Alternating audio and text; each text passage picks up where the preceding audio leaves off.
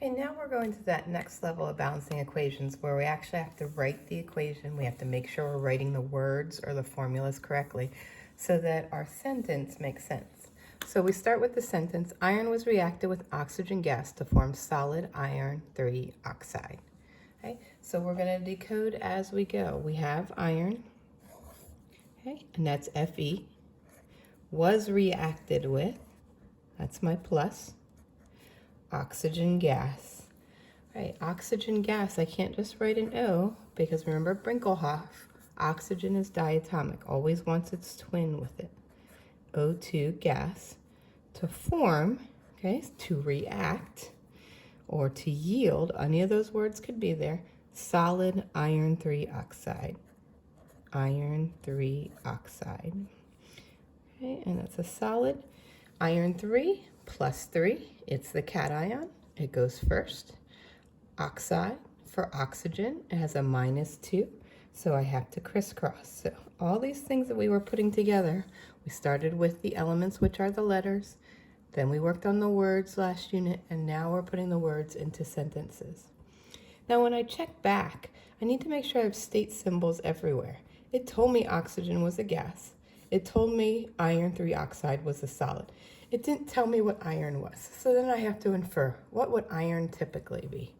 Iron typically would be a solid because it's a metal. Most metals that you're going to work with in this year are going to be solid. So you can infer, unless it's something like mercury, which you know is a liquid, which would be L. But for the chemicals you're using, you can infer that your metals are going to be solids. Okay, so now I have the sentence, and I've written it down in equation form, that you do not get any credit at this point. Equations have to be balanced every time. Has to be balanced because that's how we know that conservation of mass was met. So we do our chart same as we've been doing. We have the reactants on the left, products on the right. Reactants are ingredients, products are what we put together and what we got at the end of our reaction. I have Fe as one element, oxygen as another element. Remember, I don't write O2 there, it's not a poly. I keep it just in its elemental form so that I can balance because the ratios can change. Over here, I have a 3:2 ratio of oxygen to iron.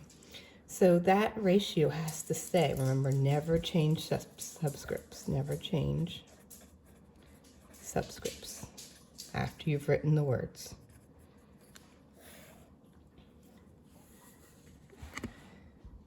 Okay, iron. I have one iron on the left.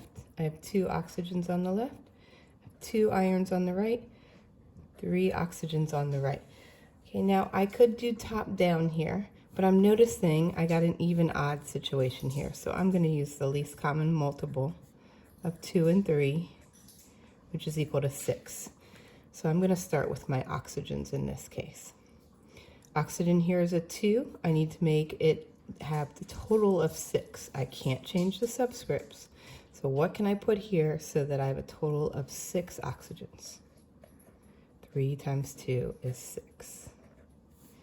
Over here, I have a 3 for the oxygen, so I'm going to put a 2 in front. 2 times 3 is 6. Don't forget, you still have to go back and finish checking because the irons also change. 2 times 2 is 4. So remember, when you put a coefficient in front, remember that's distributed to every element in that compound or molecule. So make sure you go back and double check everything. So now my oxygens match, 6 on the left, 6 on the right. My irons don't match. I have 1 on the left, 4 on the right. So I need to make this guy a 4. When I look here, iron's only shown 1 time. It has an implied subscript of 1, so I can just put a 4 in front.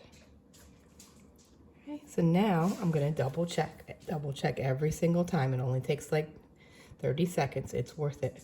4 irons, 4 irons, 6 oxygens, 6 oxygens, so that you know that you're on the right track. Iron oxide solid plus oxygen gas yields iron 3 oxide. 4 irons plus 3 oxygen gases yields 2 molecules of iron 3 oxide.